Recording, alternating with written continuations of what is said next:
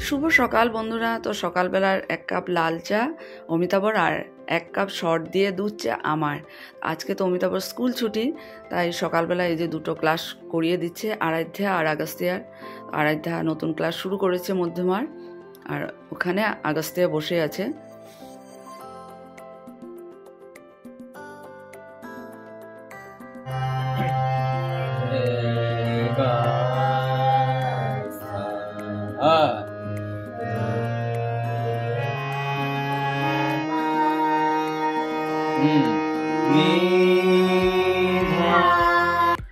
যেহেতু মেট্রিক পরীক্ষা চলে এসেছে 15 ফেব্রুয়ারি থেকে, আজকে হলো ইনভিজিলেটর ট্রেনিং আছে 11টা থেকে।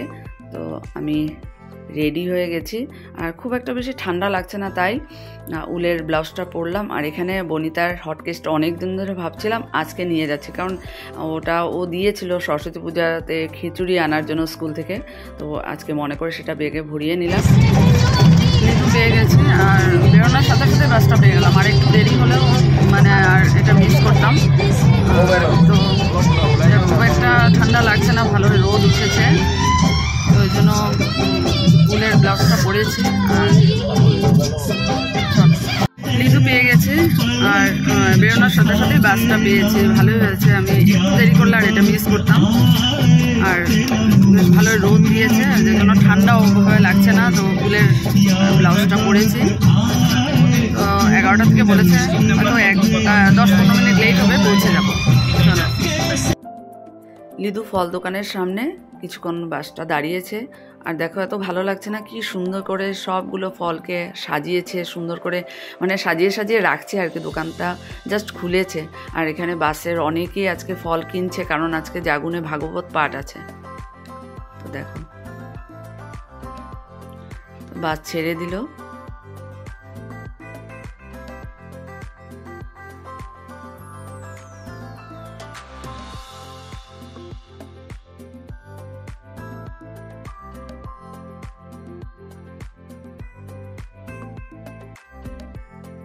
এক ঘন্টার জার্নি শেষ করে আমি জাগুন পৌঁছে গেলাম। আর বেশ ভালোই রোদ দিয়েছে, ঠান্ডা তেমন লাগছে না। তো চলো, বাসের থেকে নেমে গেছি, আর এখনও শুরু হয়নি। বনিতা বলল শুরু হবে। আজ অনেক দিন পর চুলটা মানে মাথায় শ্যাম্পু করেছে, সময়ও হয় না। আর কাল তো আবার আরও বিজি, যেহেতু স্যার গানের ক্লাসে নেই। ভাবতেই আমার কেমন লাগছে, গিয়ে যে কিভাবে ক্লাস করাবো জানি না। চলো, স্কুল অবধি চলে এসেছি, মিটিংটা অ্যাটেন্ড করি, বাড়ি যাই, বিকালবেলা ক্লাস করাবো। চলো। ট্রেনিংয়ের মধ্যেই ডিউটি লিস্ট দিয়েছে, প্রত্যেক টিচারেরই দিয়েছে। এটা আমাদের স্কুলের, আর আমার দিয়েছে দেখো 17, 27, 1 and 3 মার্চ, 4 দিন ডিউটি দিয়েছে। এটা হলো HSLC এক্সামের আইডেন্টিটি কার্ড। তো খুব সুন্দর করে ট্রেনিং শেষ হয়েছে। বাসে বসেছি মধুমিতাতে, এটা মেয়র মধুমিতা, আর যেটাতে আমি সবসময় আসি সেটা আমি বাসে বসেছি, আর ওটা চলে গেল। আমি ভাবলাম না এটা এখন লেট হবে যেতে, 1:35 ছাড়বে, আর ওটা তো চলে গেছে।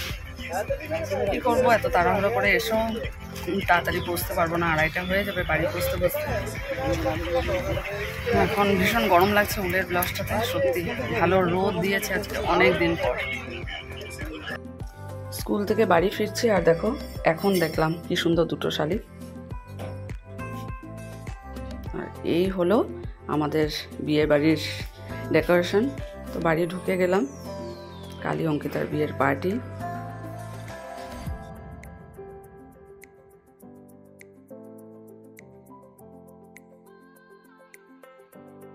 তো এইমাত্র বাড়ি এসে পৌঁছলাম, আর সত্যি ভীষণ গরম লাগছে।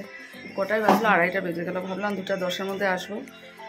তো চলো, এখন ফ্রেশ হয়ে অমিতাভর ছেলে অপেক্ষা করছে, একসাথে আজকে খাবো, কারণ অমিতাভরও ছুটি আজকে। চলো আবার করে খাওয়া দাওয়া করে পড়ে আসবো।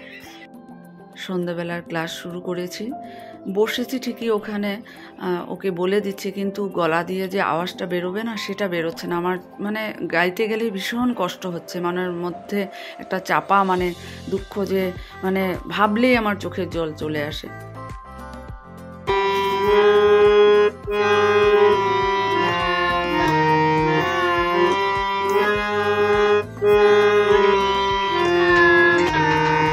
ক্লাসগুলো শেষ করে এই যে রান্নাঘরে চলে এসেছি, একটু চা বানালাম। আমি তো বললো তাদের একটু চা বানাও। আর এখানে এই যে আটারগুলো রাখা আছে, আর এখানে অনেক দিন পর একটু মিক্স ভেজ বানানো হচ্ছে। আর এদিকে রুটি, রাতে আমরা ম্যাক্সিমাম রুটিই খাই, কখনো ভাত খেয়ে নিই। তো এখন যাই একটু অঙ্কিতার কালকে রিসেপশনের পুরো প্রিপারেশন হয়ে গেছে, পুরোটা কাল তোমাদের সাথে ভিডিও শেয়ার করব। এখন যাই, ওরা সবাই বসেছে, বন্দনা বৌদি ওরা। আমার তো ক্লাস শেষ করে রান্নাঘরের এই রান্নাবান্নার কিছু শেষ করে এখন যাচ্ছি। আর ছেলে এখানে বসেছে, দেখো গিটার প্র্যাকটিস করছে, কাল তো গিটার ক্লাস আছে। আর কি বলবো, আমি মানে আজকেও গান করতে বসে স্যারের কথা ভীষণ মনে পড়েছে। আমি গান গাইতে পারছিলাম না। প্রত্যক্ষা জিজ্ঞেস করছে আমাকে, ম্যাম কি হল, এত খারাপ লাগছে।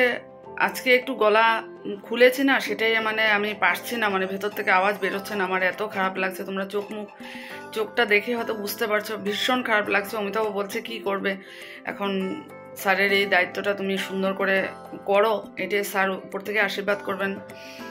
কাল গানের ক্লাস গিয়ে কিভাবে যে ক্লাস করাবো, কালকের সিচুয়েশন সেটা আমি বুঝতে এখন থেকে পারছি না, আমার মনে আনতে চাইছি না। আমি কাল যখন যাব তখনই আমি ওইটা ফেস করতে হবে তখন আমাকে। তো চলো এখন যাই, একটু বৌদিদের সাথে গিয়ে একটু কথা বলি। তো সবাইকে ডিনার রেডি করে দিচ্ছি, আর অমিতাভের জন্য কালকের জন্য ভাত বানিয়ে রাখলাম। খাওয়া দাওয়া শেষ করলাম করে, আর এই দেখো সেদিনের ফেয়ারওয়েলের যে আমি পেয়েছি, আমাকে দিয়েছে, সেগুলো না প্যাকেটে রয়ে গেছিলো, উঠানো হয়নি। তো আজকে ভাবলাম না এখনই সেটা উঠিয়ে দেবো সুন্দর করে অন্য একটা ক্যারি ব্যাগে, ওই যে গডরেজে ঢুকিয়ে দিলাম। আর দেখতে দেখতে রাত প্রায় 11:30 হয়ে গেছে। তো চলো আজকের এই ব্লগটা এখানে শেষ করে দিচ্ছি, কাল আবার নতুন একটা ব্লগে দেখা হবে। ততক্ষণের জন্য টাটা, গুড নাইট।